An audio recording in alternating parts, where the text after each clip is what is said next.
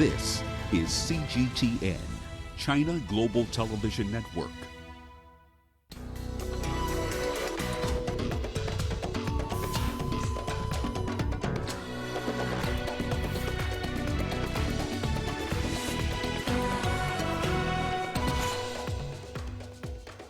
China's containment efforts are paying off. That's according to a visiting World Health Organization team, as it reports a steep decline in cases. The World Health Organization appeals for $40 million to fund operations against Ebola in DR Congo. And victims of embassy bombings to battle Sudan at a U.S. Supreme Court. This is CGTN. Hello and welcome to Africa Live with me, Beatrice Marshall, in Nairobi. We'll bring you the details on those stories in just a moment, but first, Uche Okoronko with the day's business headlines. Uche. Thank you, Beatrice. And here's a look at what's coming up on Africa Live Bits.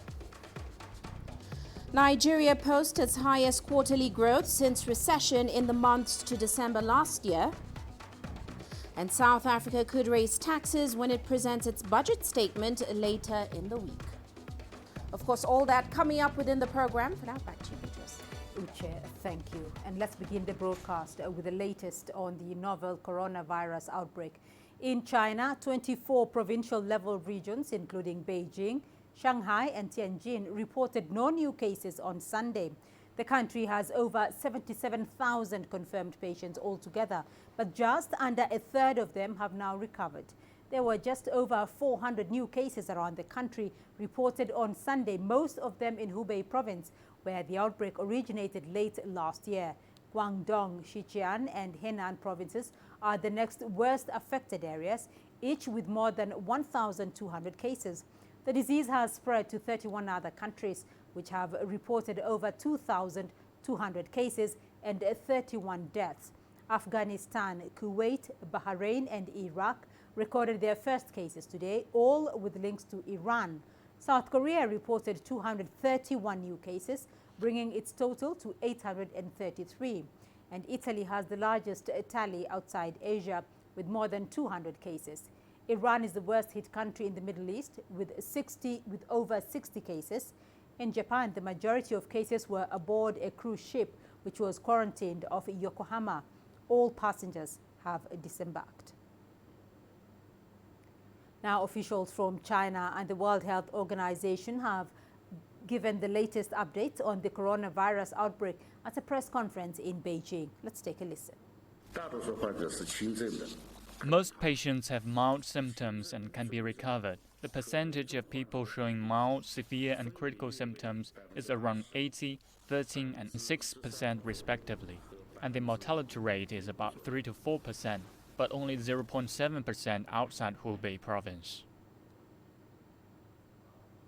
Well, Elwood said the change in the graphic could mean hundreds of thousands of people have avoided infection. He also noted that the daily reported cases in China had lowered from over 2,000 to about 2 weeks ago to only 416 yesterday, which is an 80% decrease. Aylward said the world needs China's experience to control the epidemic, and China has proven that it's done a great job. There's no question that China's bold approach to the rapid spread of this new respiratory pathogen has changed the course of what was a rapidly escalating and continues to be deadly epidemic. And what they've done has only been possible because of a tremendous collective commitment and will of the Chinese people, from the most bottom level community leaders we met and talked to the governors at the very top. It was an extraordinary, what we call all of government, all of society approach that many of you are feeling because you live here and you operate in this, but it is rare to see that. Now, China's efforts to contain the novel coronavirus have received praise in many quarters. Some have cited the country's unity in particular. Take a listen. Por ser pueblos solidarios, China has made significant progress in fighting the coronavirus because the Chinese people are so united. They can actually implement the orders and policies of the central government. This is China's institutional advantage. China makes quick decisions on responding to the coronavirus outbreak. The effective measures taken by the Chinese government has scored remarkable effects. I think China will overcome the virus soon. We have a high degree of confidence in the Chinese government's ability to manage and control this outbreak. If there's one government in the world that has the ability to deploy resources at scale, it's the Chinese government. Under the strong leadership of the Communist Party of China's Central Committee, with Comrade Xi Jinping at its core, China has effectively controlled the epidemic, with the Chinese people and all sectors of society united as one. The production and lives of the Chinese people are gradually recovering. We are full of confidence in the long-term prospects of the Chinese economy. Ethiopian Airlines says it will transport medical kits from different countries to China to help prevent the spread of COVID-19. Ethiopian Airlines is one of the few global airlines which refuse to suspend flights to and from China. The state-owned carrier has shown solidarity with the Chinese government and the people of China. CGTN's Girum Chala with more details. It is medical kits such as masks and gloves that Ethiopian Airlines is transporting from different parts of the world to China in order to help China battle the spread of the COVID-19 virus. Ethiopian cargo planes carried hundreds of thousands of tons of medical equipment from Belgium, South Africa, Brazil and Miami in the US, and is delivering them all to its Chinese destinations such as Shanghai and Guangzhou. Ethiopian flag carrier Ethiopian Airlines is one of the few globally renowned airlines which refuse to suspend flights to and from China during this time of the outbreak of the coronavirus in the country. And now, apart from the uninterrupted service it's providing for passengers, it has announced a dedication in using its cargo planes to deliver medical equipment from across the world to its China destinations, which is assumed to help Beijing successfully prevent the spread of the killer coronavirus. Ethiopian Airlines time and again said it will continue its committed historic service to China and will also strictly follow all WHO recommendations to protect all its passengers and crew from contracting the coronavirus. Grumtala CGTN, Addis Ababa, Ethiopia. Now, as China reboots its economy after the outbreak of COVID-19, analysts and asset managers have begun examining the measures taken by Chinese authorities to stimulate economic activity. CGTN's Angelo Coppola spoke to Professor Adrian Saville, the Chief Executive Officer at Canon Asset Managers, on the matter. Let's have a listen. Now, how important is the reboot of the Chinese economy for South Africa? For South Africa, critical. South Africa is heavily reliant on commodity export earnings. Commodity prices are off the lows that they were sitting at early part of February. So there's been some rebound, but we're still a long way off where we were in January. And so that gives some relief, but it's not nearly enough to make up the lost ground. Now, if we had to look at the relationship between South Africa and China in terms of trade relations, is there anything that South Africa could be doing to kind of rebalance that trade deficit between the two countries? When it comes to industry, a problem for South Africa is we struggle to get to scale, and even if we can get to scale, we've then got challenges of distance to market. We've got big transport distances. So that really suggests that if South Africa is to find other ways, it would either need to be in niche industrial arenas, or otherwise, far more obviously to me, would be working in services arenas. In terms of what the Chinese authorities are doing to try and stimulate activity in the economic sphere again, what do you think could they be doing additionally to what they're already doing? If you look at the evidence from SARS, which is another good approximator of how our economies respond, there's enough data to suggest that although the pattern that we're seeing here is deep and severe, the recovery can be equally dramatic. And so, I'm not so sure that the stimulus or emphasis should be on getting people back to work through activities and initiatives, but rather in sort of establishing a sense of confidence and a sense of pragmatism. US President Donald Trump has addressed a packed cricket stadium in western India as he begins a two-day state visit in the home province of the Prime Minister Narendra Modi. Delhi has spent weeks preparing for the visit of Donald Trump and his delegation. Both sides say they hope the visit will strengthen their strategic partnership, which has been strained in recent times for various reasons. The World Health Organization has made an urgent $40 million appeal towards operations. These funds are aimed at ending the Ebola outbreak in the Democratic Republic of Congo. CGTN's Chris Ochamringa has more from Kinshasa. The fight against Ebola outbreak in eastern DRC has been hit by a financial setback. The World Health Organization says it urgently needs $40 million for its operations. The Global Health Body's spokesperson, Tarik Jasarevic, says the money they currently have will run out at the end of this month. He's urged donors to contribute to help bring the outbreak to an end. The appeal for more funds comes as reports of a significant decline in the number of new Ebola cases has emerged. Only one case was reported in the Eastern Territory of Beni last week, compared to over 100 reported in April last year. The World Health Organization has described the decline in the number of cases as encouraging, but says their ultimate goal is to bring the outbreak to an end. Insecurity in eastern DRC has made it difficult for healthcare workers to contain the disease. Chris Ochamringa, CGTN, Kinshasa, Democratic Republic of Congo. Lesotho's current Prime Minister, Thomas Thabane, has on Tuesday appeared in court to face charges on his estranged wife's murder. Thabane has, however, not been charged, even though he is suspected to be involved in the murder of his then-wife, Lipolelo.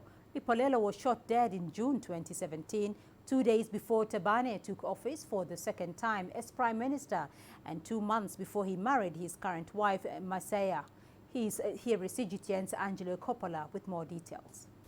Masaya Thabane has already been charged for the murder after being on the run from authorities in South Africa for a couple of weeks. It's also been reported that she's in fact suspected of ordering assassins to carry out the attack. Both Thabanes have denied any involvement in the murder of his first wife.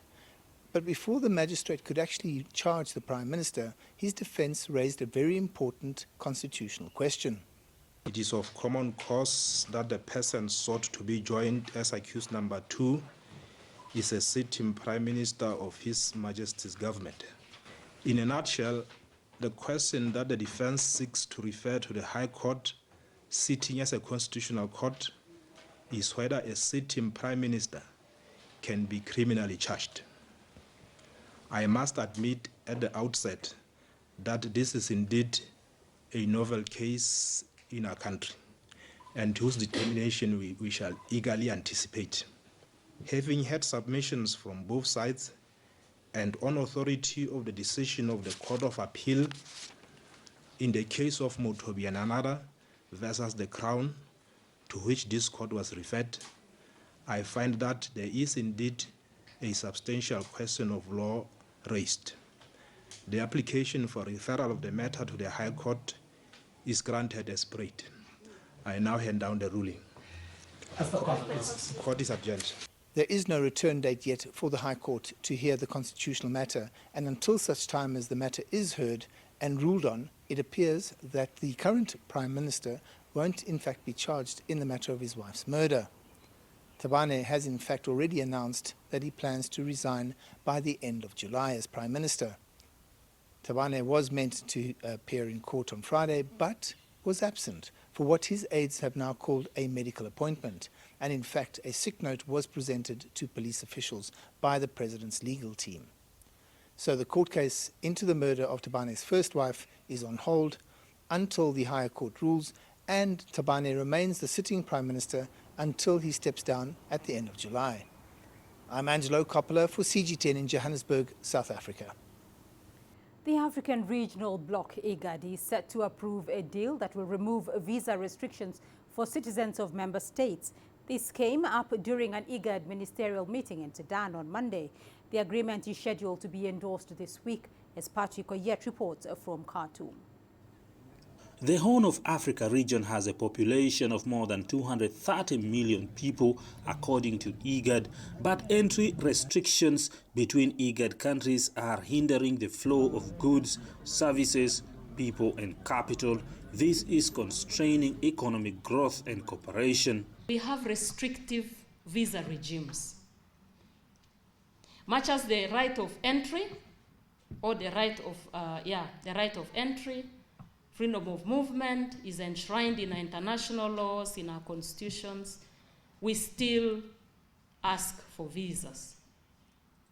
So a visa then becomes a very key aspect of obstruction to free movement of persons. Sudan's government says a free movement regime would accelerate regional integration and cooperation.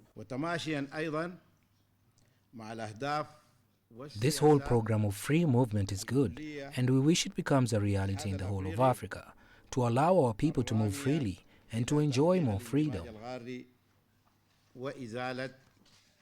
If the protocol is endorsed by the ministers this week, it will then be tabled before IGAD Council of Ministers for adoption, and once that is done, it will become operational, a process that IGAD says will be completed by mid this year. IGAD says it is working to address challenges of unequal levels of education, infrastructural development and civil strife that could be a hindrance to the free movement regime. There are also concerns from member states that trans-border crimes could become difficult to combat. Patrick Oyet, CGTN, Khartoum, Sudan. You're watching Africa Live. Still ahead on the program. Victims of embassy bombings to battle Sudan at a U.S. Supreme Court. And pressure mounts in Somalia as Al-Shabaab intensifies its taxation campaign.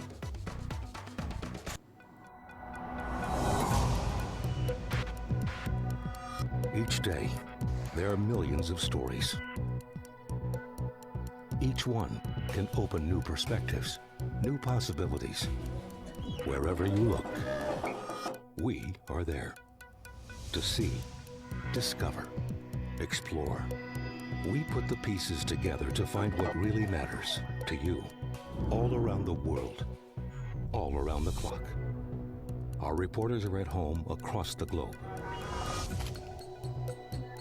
From our headquarters in Beijing and production centers in Washington, Nairobi, and London, China Global Television Network.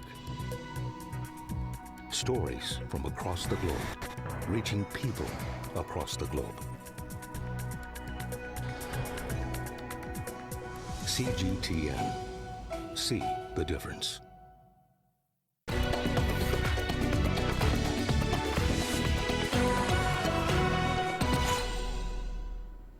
The U.S. Supreme Court is set to start hearing an application to reinstate $4.3 billion in damages that had been slapped on Khartoum and later reversed. The damages stem from the alleged involvement of Sudan in the August 1998 bombing of U.S. embassies in East Africa. Victims and their families had sued the North African nation in a bid to be paid damages for its support of Al-Qaeda, which carried out the bombings. A Washington court had earlier imposed the $4.3 billion fine on Khartoum, but the U.S. Court of Appeal threw out nearly half of the award. The ruling was based on the fact that Congress had not authorized such payments. 224 people were killed in the 1998 attack, and thousands others were injured. Sudan has been seeking to be removed from Washington's list of state sponsors of terrorism since the ouster of Omar al-Bashir last year. Well, let's cross over to Giles Gibson. He's in Washington, D.C. for an update on that story. Giles, what more can you tell us about this case? Well, this case really centres around a piece of legislation that's known as the Foreign Sovereign Immunities Act. And what it does is it basically governs how countries can be sued in courts here in the United States. Now, that legislation was amended back in 2008, just over 10 years ago, and the central question of this trial is whether courts can award punitive damages for events that took place before 2008, before this legislation was amended. Now, this group in this particular case, they were awarded around $4 billion of punitive damages in a settlement a few years ago. That award was then drastically reduced or actually thrown out by an appeals court. So that's the central question that we're looking at as this case goes to the top court here in the US. So, Giles, the bombings, the damages stem from the alleged involvement of Sudan in the August 1998 bombing of U.S. embassies in East Africa. Why is the case relevant now? Well, the first reason is that the Trump administration is actually supporting this case, and that's unusual because over the last few years since the Trump administration took office, we've actually seen the Solicitor General arguing against some similar lawsuits, some similar cases. For example, a case involving the Marine barracks bombing that took place in Beirut in 1983. The second reason, as you mentioned in the introduction there, is that the transitional government in Sudan is trying to get itself removed from the US state sponsor of terrorism list, and this case is seen as really one of the final hurdles that they need to get over in order to get themselves removed from that list. So, guys, this is an Al-Qaeda related bombing. What do the victims ultimately hope to get from Sudan, though? I think it's two things. If you hear some of the statements that the victims and the families have been making to media here in the United States, they are looking for that compensation. As I was saying, they've been awarded around $4 billion in punitive damages back in 2014. Those punitive damages were then thrown out on appeal. I think the other thing is that they're looking for closure. If you speak to families of the victims, of survivors, it's such a long time ago that these bombings actually happened. They are simply looking to get that compensation and move on. All right, Giles Gibson joining us there from Washington, D.C. Thank you. Now let's move to Geneva, where the 43rd session of the UN Human Rights Council is underway. The Prime Minister of Libya's Government of National Accord was one of the first to address the council. His speech comes at a time when the UN is organizing political talks between Libya's warring sides. Our correspondent Julia Lyubova reports from Geneva. During his address to the Human Rights Council, the president of Libya's internationally recognized government, the Government of National Accord, has called for an end to the suffering of civilians in his country. Fayez Mustafa Siraj has called military commander Khalifa Haftar a war criminal. He demanded that Haftar's military withdraws from the territories it holds in Libya. Well, this speech came as the United Nations is making efforts to hold political talks between the warring sides in the Libyan conflict. On 23rd of February, the second round of the 5+5 Libyan Joint Military Commission talks to reach a lasting ceasefire finished in Geneva. Well, the President of the United Nations General Assembly says it is necessary for the international community to help stabilize Libya. We should look at the necessity to stabilize Libya. First, that it helps itself, so meaning supporting Libyans to have political settlement, to allow their parliament, to allow their government to work, and I think to help rebuild it. Libya has the resources, if it gets out of conflict, to rebuild itself, and therefore all efforts in the sub-region, or all efforts in the neighboring regions should be targeted to supporting the process as has been supported by the United Nations. This is what's important. Libya's Foreign Minister Mohamed Siala also spoke to journalists on the first day of the Human Rights Council, where human rights violations in Libya are high on the agenda. He spoke about Libya's closed oil fields and said that the international community should force Haftar to reopen them. He said that Libya's budget for 2020 depends on the oil revenue and said the closure was inhuman. Siala also said that he had doubts that the United Nations supervised political talks scheduled for later this week would actually take place. And these talks are due to start at the United Nations office in Geneva on 26th of February. Julia Lyubova, CGTN, Geneva. Let's now turn our attention to Togo, where the provisional results of the country's presidential election were announced last night. CGTN's Ashtatal has been following the developments from Lomé. She brings us this report. Over 2 million Togolese cast their vote in the February 22nd presidential election. 7 candidates were vying for the top spot. At around 1 a.m. local time, the Independent Electoral Commission announced the provisional results. The candidate for UNIR, Mr. Nansibe Esozima Faure, is provisionally declared the president of Togo. While there was applause from the Simbe supporters in the room, in other parts of Lomé, there was little celebration. Agbeyome Kojo, who according to Seni came in second place with 18% of the votes, rejected the results. Kojo had declared himself the winner before the provisional results were read. We reject the results which have been announced. These results were concocted in the ruling party laboratory and announced by the Seni. We believe that through peace we will enter into power. So according to the vote which the people gave us, through their vote, we have the legitimate right to act. The next step will be the nomination of the Prime Minister. The results which were announced were only provisional. It will now be up to a constitutional court to confirm them and decide whether Faure Gnassingbe will rule the country for another 5 years. For CGTN, I'm Ashtatal in Lomé, Togo. To Somalia now, where authorities are under increasing pressure as Al-Shabaab intensifies its taxation campaign across the country. From Mogadishu, CGTN's Abdulaziz Bilo explains why the government is struggling to tackle this threat. A decade after being pushed out of the capital, militant group Al-Shabaab is believed to be making tens of millions annually by expanding its taxation system as it seeks funds to boost its decades-long insurgency campaign. Somalia's government has in the past punished traders for attending Al-Shabaab meetings, but that hasn't weakened the group's resolve to seek crucial funds to carry out attacks in Somalia and beyond. Al-Shabaab taxation system is very, very complex and effective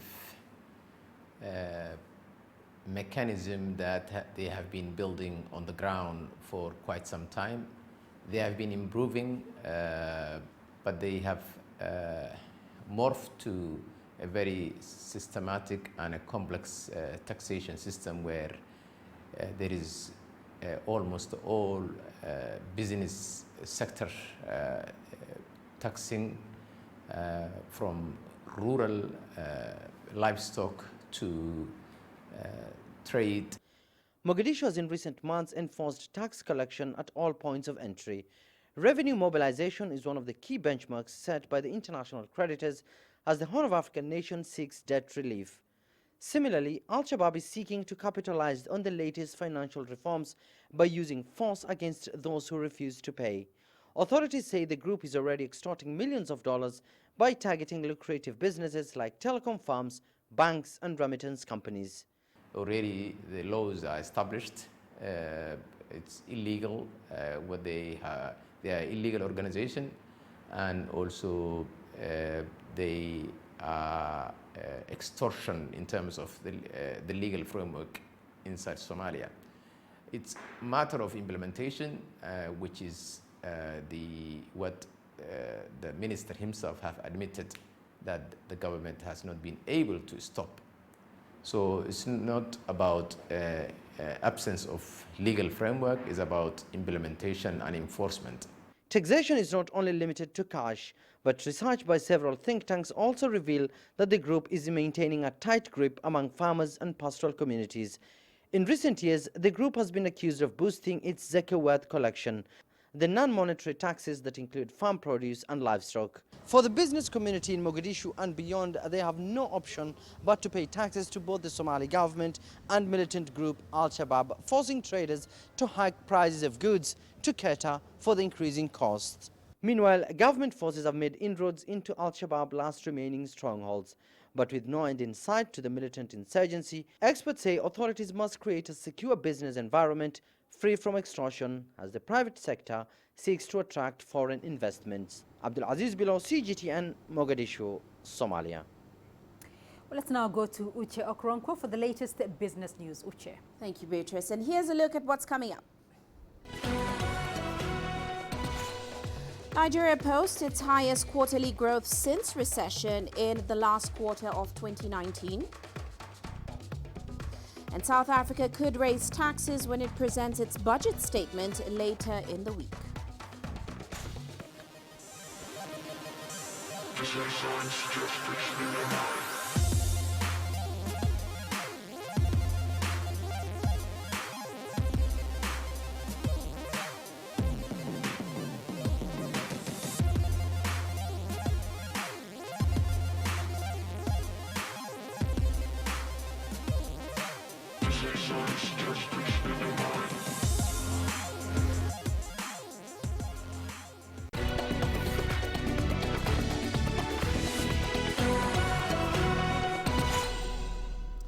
Now, the COVID-19 outbreak will cause a 0.1 percentage point hit to growth in France this year. That is according to the French finance minister, who was speaking after another repatriation flight touched down with more French citizens from China. Here's our correspondent Ross Cullen with more details. With some of the world's biggest firms and one of the world's biggest consumer markets, France and China are closely linked. And the coronavirus outbreak is taking its toll on the French health, airline, automotive and food and drink sectors. The epidemic shows us that this could bring about problems in the medium or long term for certain industrial sectors. We have to respond to this challenge and this risk. Wine production is particularly impacted, with a Chinese market that is becoming difficult to access and where there are fewer orders. The fashion industry has been one of those sectors hard hit. Chinese shoppers represent 35% of global consumers of luxury goods. The finance minister admitted that the outbreak had exposed the weak points in some of France's multinational industries. He said that France is too dependent on long supply chains, calling for action to address what he described as strategic vulnerabilities. Air France has already warned of a hit to its earnings by April of between $160 million and $215 million as it tries to contend with the epidemic's impact. When we look at these decisions and the market situation, surely there are some costs that will decrease. There are fewer passengers and fewer commercial fees. We were expecting positive revenues, but with the start of the crisis, long-haul bookings are deteriorating progressively and are now negatively orientated. While the number of patients being treated in France is falling, the number of citizens being flown home from China is rising. On Friday, another repatriation flight from Wuhan, with the passengers set for a 2-week quarantine period here in Normandy in the north of the country. This outbreak and the impact on the economy is far from over, and an economic recovery will need a global effort. Ross Cullen, CGTN, Paris. Meanwhile, a joint mission led by the World Health Organization has praised China's efforts in controlling the epidemic. Health experts from the WHO and China have just returned from Wuhan, which of course is the center of the coronavirus outbreak. Wu Guoxiu has more on their week-long mission. Apart from Wuhan, the 25 experts and health professionals from the WHO and China also visited Beijing, Guangzhou, and Sichuan province. They talked to officials, frontline medical workers, and the public. Dr. Bruce Aylward, Senior Advisor of Director General of the WHO, says China has undertaken aggressive efforts in fighting the virus and have been proven to be effective. But what we found was, even though every province was suffering outbreaks and was getting infected, the governors were prioritizing the movement of medical teams and PPE out to Hubei and Wuhan. And that's a very important message for the rest of the world about how we work in the kind of solidarity and collaborative action that's going to be needed to beat this virus.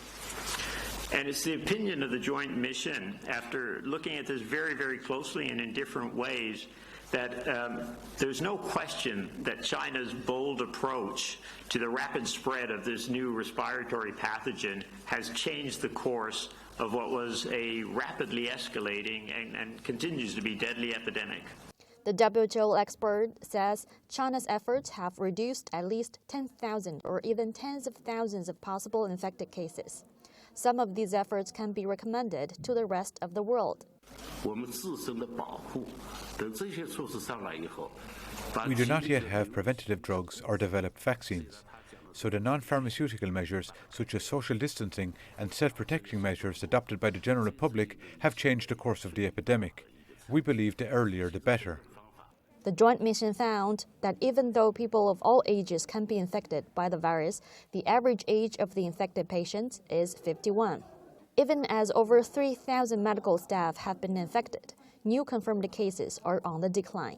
So, first of all, the purpose of the mission right now was to look at what works. I'm not avoiding the question, but the purpose was what works. We're in a global emergency. The single biggest lesson is speed. Speed is everything. But what worries me most is, has the rest of the world learned the lesson of speed? Dr. Bruce Aylward says the risk from China is declining, and China's experience will contribute to the global medical community's knowledge in tackling the virus. As the government brings the economy and life gradually back to normal, control measures will gradually be eased. However, the battle with the virus is not over, at least not just yet. Wu Guoxiu, CGTN, Beijing. Well, let's head back to the continent now. Nigeria's economy grew by about 2.27% last year. That's up from the 1.91% recorded in 2018. That's according to a GDP report released by the country's National Bureau of Statistics. The data shows that Nigeria's economic growth rate in 2019 outperformed the 2.1% projected by the International Monetary Fund. Now, it also indicates that Africa's largest economy grew by 2.55% year-on-year in the 3 months to the end of December. That's compared to the fourth quarter of 2018. This, and of course, represents an increase of 0.17% points and a jump of around 0.27% when compared with the third quarter of 2019. Now, Nigeria has been grappling with low growth since exiting a recession 4 years ago. Meanwhile, in South Africa, an extra tax on income for individuals and companies, as well as a VAT hike, is on the cards in the country's budget review this week. That is according to a Reuters poll. South Africa is currently battling a debt burden that is spiraling out of control. The government's tax income has also continued to languish over the years. This is as corporate profits shrivel amid 5 consecutive years of less than 1% average GDP growth. Now, even though South Africa's VAT rate is comparatively low on a global scale, an increase now would come at a time when growth in household spending has fallen below 1%. That's compared to 2.8% when the rate was increased in April 2018. Now, staying in South Africa, mining is one of the pillars of the country's economy. It employs over 400,000 people and contributes about $24.8 billion to the state's GDP. However, the sector's overall picture looks pretty bleak moving forward. Economists argue it will do little to address South Africa's budget deficit. Here's CGTN's Angelo Coppola explaining. The Minerals Council of South Africa, which represents the majority of mining houses in the country, has a very clear message for the country's finance minister on his budget speech. It's got to be around fiscal austerity. He's got to give a budget that is going to enable South Africa to cut its jacket according to its cloth. Simple reality is expenditure's grown too fast. Revenue hasn't, it's actually been below expectation. And rising deficits, rising debt means much higher interest payments, and much higher interest payments crowds everything else out and may result in a ratings downgrade. Drilling down into expectations from the mining sector, there are a number of key issues, one of which is the carbon tax.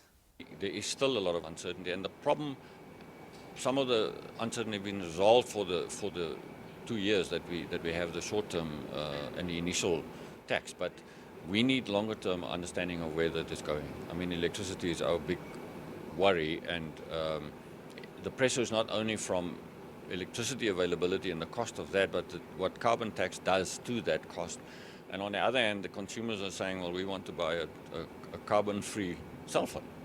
And we are manufacturing everything in South Africa from carbon-based energy. The mining sector has also suffered at the hands of criminals.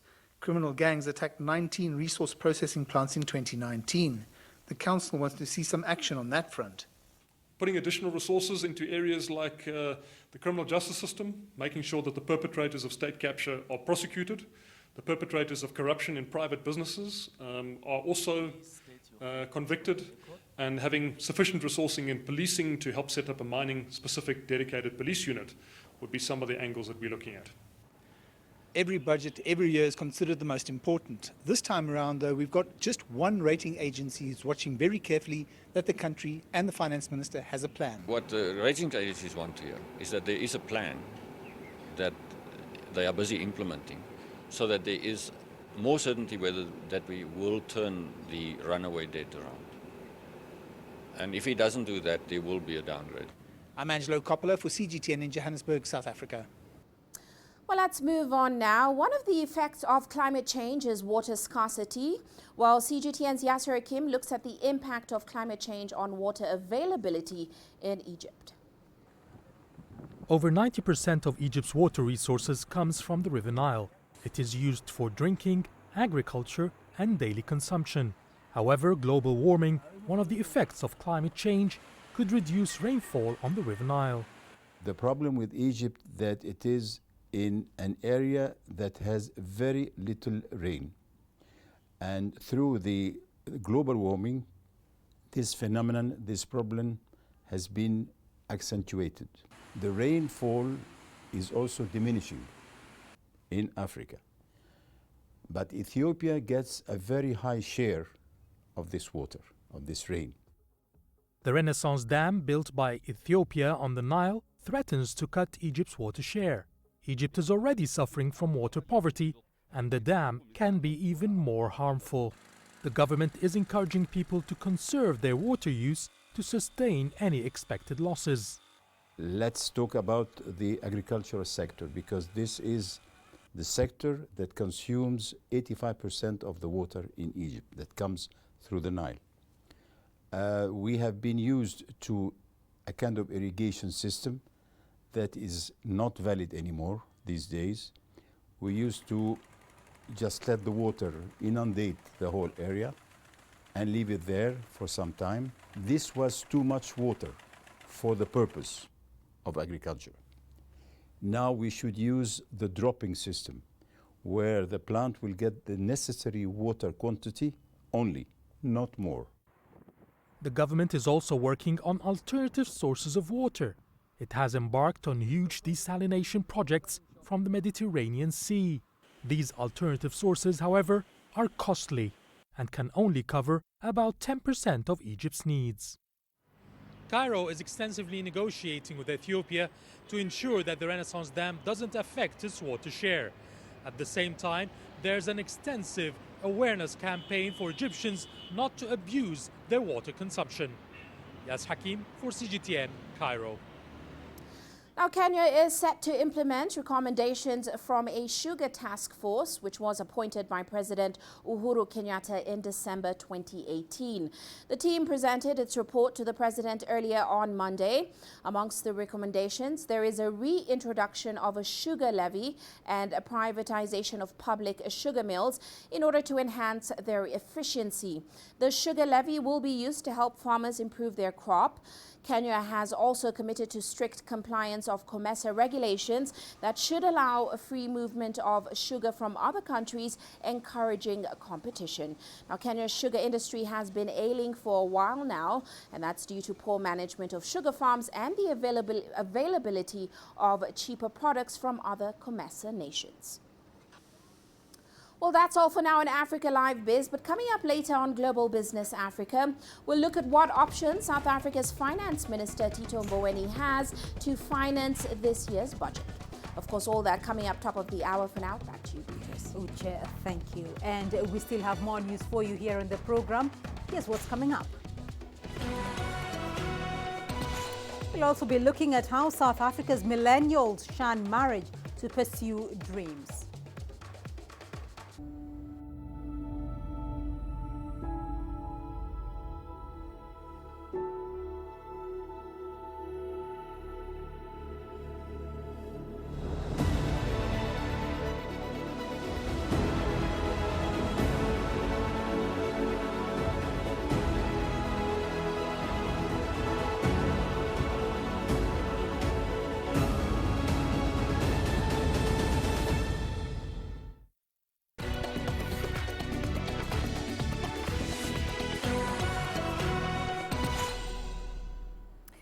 now take you to South Africa, where the city of Johannesburg is a melting pot of different cultures. While many find their fortunes there, others find love. But as CGTN's Julie Shire discovered, young people are in no hurry to tie the knot and commit to marriage. When it comes to serious lifelong relationships, new research suggests millennials proceed with caution, but for some, when the time is right, they're ready for the commitment. Lionel and Suvi Musungari took their time before taking the leap into marriage. It was love at first sight when they met while studying in Johannesburg. But it took 6 years for them to say, I do. When I saw her the first time, I knew that I wanted to be friends with her.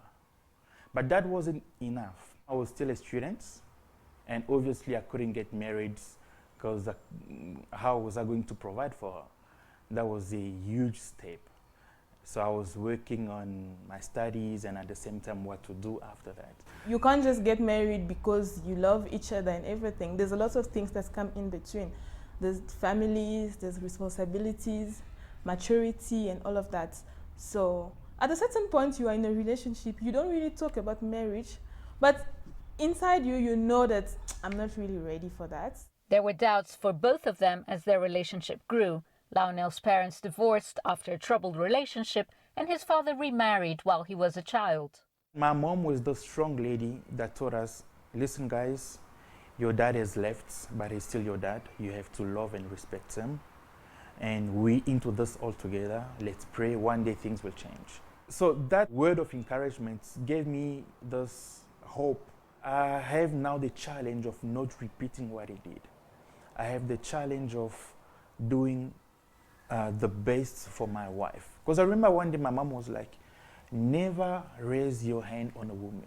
The day you do that, you'll see me in your house. Suvi's parents, on the other hand, were the perfect couple and taught her to be independent. My main fear was, am I going to be submissive? When I left home, I was 18. I came to South Africa for my studies.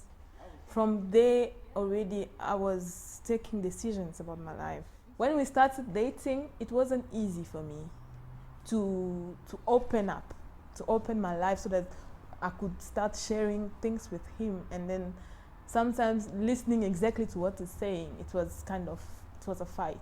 Since then, I started learning about this submission thing, because if you don't really understand what is submission, then you find yourself maybe oppressed or you're not happy about things. The couple has overcome hurdles like daily squabbles while learning about each other. But they are still happily in love and are preparing to celebrate their first wedding anniversary. Julie Shire, CGTN, Johannesburg, South Africa. And your sports news coming up next. Here's what's ahead. Morocco emerges victorious at the Union of North African Football Associations Women's Cup.